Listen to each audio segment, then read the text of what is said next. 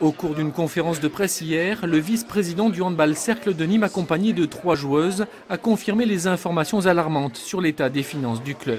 Il y a 340 000 € de déficit avéré, mais maintenant il faut que le commissaire aux comptes valide. Pourquoi on ne s'en est pas aperçu plus tôt? Personne ne peut répondre.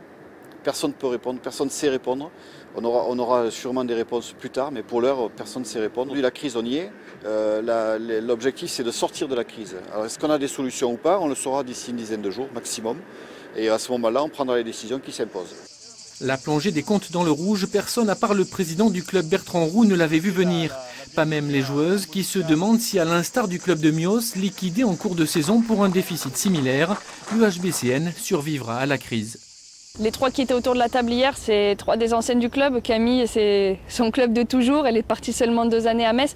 Et Delphine et moi, ça fait 10 ans qu'on est dans ce club. Donc on a vécu vraiment des très belles choses avec ce club. On n'a pas envie qu'il parte en fumée comme ça. Donc on se battra jusqu'au dernier moment pour que ce club continue à exister. Quant à la ville de Nîmes, mise devant le fait accompli, elle n'a pas les moyens de mettre les mains à la poche.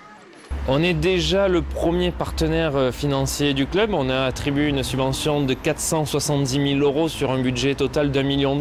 Après, concernant ce déficit, ce n'est pas la ville de Nîmes qui est responsable, ce n'est pas les partenaires financiers. Il va falloir que certains prennent leurs responsabilités par rapport à cela. En tout cas, ce qui est sûr, c'est que la ville de Nîmes n'est pas en capacité d'aider et de venir combler le trou. En coulisses, le club cherche à financer sa fin de saison.